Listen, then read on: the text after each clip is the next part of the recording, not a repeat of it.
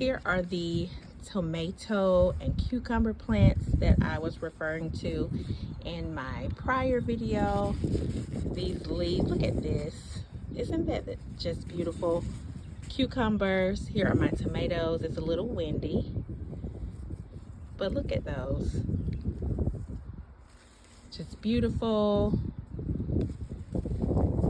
So those are my tomatoes.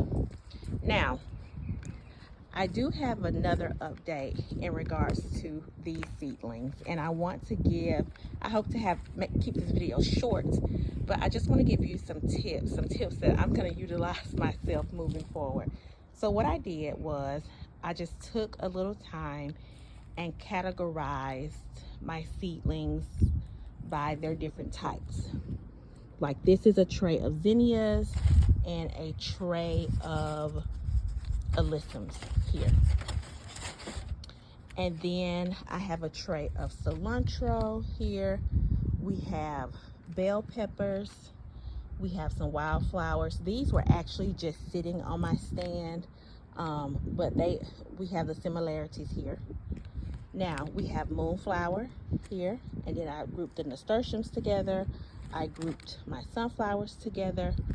These I could not group because this is how I started them, and I'm gonna leave them in here until I get ready to transplant them out. I have my dill together, my kale, lavender, chamomile, basil. Then I have my honeydew melon, my watermelon, one little daisy. I have my calendula, and then I have my snapdragon here. Here I have my borage here, and then these are all cosmos here. We have some different seedlings here, different lettuce, Swiss chard, I believe it's some kale here, tomatillos here. I still can't pronounce that right. This is just a whole bed of lettuce here. And then this is just a whole thing, not bed of lettuce, but you know, tray. And then these are just marigolds. So moving forward, what I will do is similar to how I have my lettuce here. I'm gonna do the same thing with all of my seedlings. I'm gonna have trays of the same thing. New gardener, so I didn't consider that when starting. You know, I did my research, but I don't know, I didn't consider that. And so I have different things growing in these trays. And so when I was thinking about it, when I was grouping everything together, I was like, moving forward,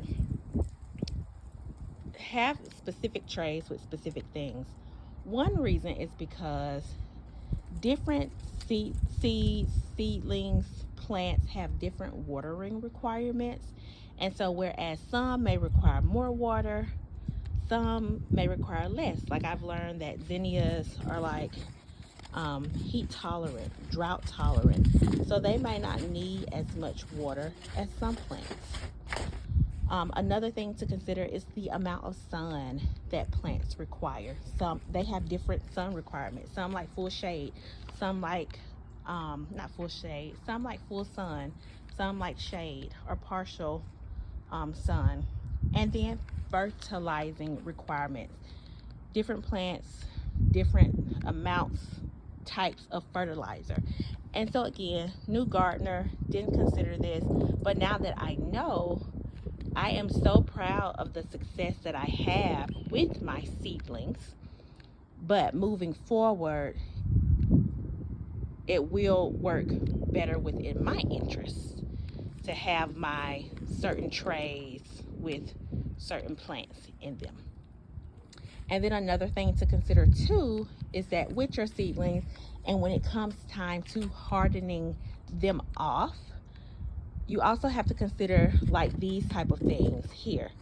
They can easily fall over, whereas if they're in a tray like this, it's just a little bit more secure. Now I do have these in aluminum pans, and you know, the dirt makes it a little heavy, but this can easily fall over, like my little styrofoam cups. So moving forward, what I may do, and just thinking about it right now, I may have a few more trays like this. I really liked these Aldi trays here.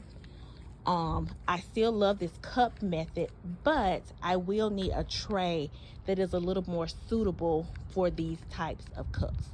But those are just my tidbits. Longer video than I expected, but thank you for listening, and we will talk soon.